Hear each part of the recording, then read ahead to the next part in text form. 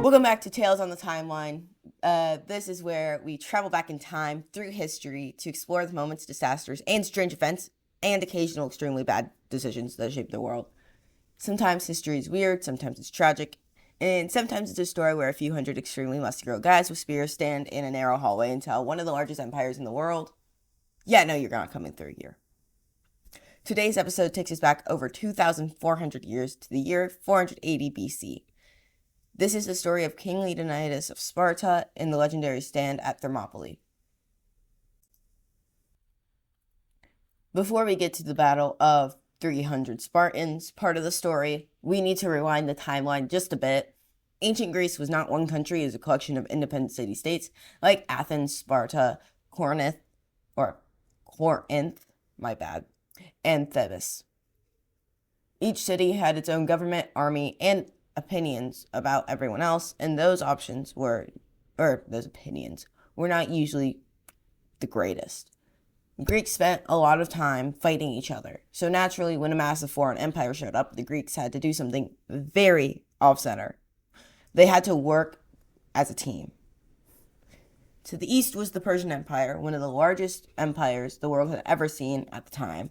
It stretched across huge parts of the ancient world, including modern-day Iran, parts of the Middle East, and beyond. Earlier, the Persians had already tried invading Greece. That attempt ended badly for them at the Battle of Marathon, 490 BC, where the Greeks surprisingly won. The Persian king at the time died not long after. His son Xerxes took the throne and decided revenge sounded like a great idea.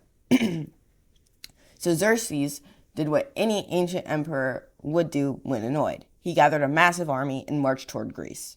Ancient writers claimed millions of soldiers. Modern historians believe the number was probably tens of hundreds of thousands, which is an enormous number at the time. Either way, the Greek city-states looked at this approaching army and probably had the same thought. Oh, that's a big problem. The Greeks knew they could not defeat the Persian army in an open field, so they chose a clever defense position, a narrow coastal pass called Thermopylae, which means hot gates, because of nearby hot springs. The geography was perfect for defense. On one side there were mountains, on the other side there was sea. Between them was a narrow strip of land. In some places it was only wide enough for a small number of soldiers to fight at once, which meant the Persians could not use their massive numbers all at the same time. Imagine trying to rush a stadium crowd through a single doorway. That was Thermopylae. Now we get to Sparta. Sparta was famous across the ancient world for one thing, producing extremely tough soldiers. Spartan boys entered a brutal training system called the Agog around age 7. They trained for years in discipline, endurance, combat, and survival. Food was limited, training was harsh. Comfort was not in the program. By adulthood, Spartan soldiers were heavily armed warriors trained to fight in a tight formation called a phalanx. This was basically a moving wall of shields and spears. Leading the Spartan forces was their king, Leonidas. When Sparta agreed to send troops, Leonidas probably led the expedition. He brought 300 Spartan soldiers. Now this was important. It wasn't just 300 Greeks total. Several thousand Greek allies from other states were also there, but the Spartan 300 became the most famous because of how the battle ended. Also, they look extremely cool in armor, which helps you and your historical reputation. When the Persian army reached Thermopylae, they expected the Greeks to run. They didn't. Instead, the Greeks stood in the narrow pass waiting. According to historical accounts, Xerxes waited several days hoping the Greeks would retreat. They did not. So the Persians attacked. Wave after wave of soldiers moved past, but the terrain worked exactly as the Greeks hoped. The narrow space forced the Persians into tight fighting, while their numbers mattered much less. The Greek phalanx formation held strong. Heavy shields overlapped, long spears pushed back attackers. For 2 days, the Greeks successfully held the pass. Even elite Persian units struggled to break through. At this point, Xerxes was probably wondering how a narrow world full of angry Greeks had become his biggest problem. But then something happened that changed everything. There was a hidden mountain path that led around the pass. A local Greek named Ephialtes revealed the path to the Persians. During the night, Persian troops marched through the mountains. By morning, they were behind Greek defenders. The Greeks were about to be surrounded.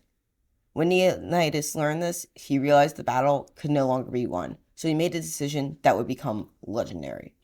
Leonidas dismissed most of the Greek army so they could retreat and continue the war, but he and his Spartans stayed. Several hundred allied Greek soldiers stayed as well, including warriors from Thespiae.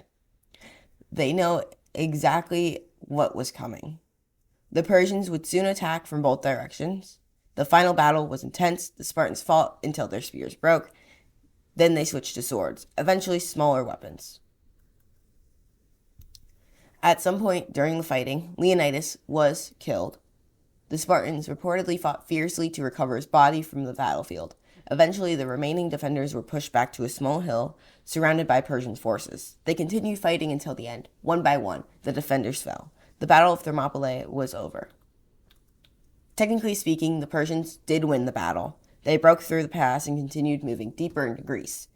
So if you were judging Thermopylae by purely sports scoreboard, it would look like a loss for the Greeks. But history isn't always about who wins one battle.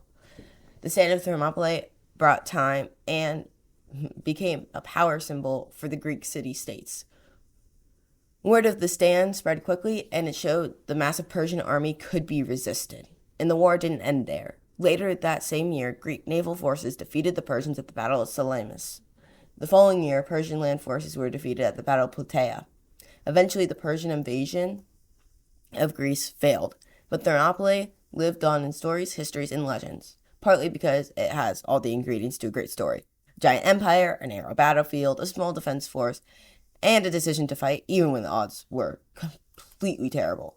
Also, let's be honest, the 300 Spartans is an incredible title.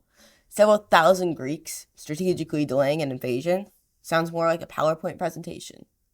So even though the Persians won that particular battle, the stand at Thermopylae became one of the most famous examples of courage and sacrifice in history.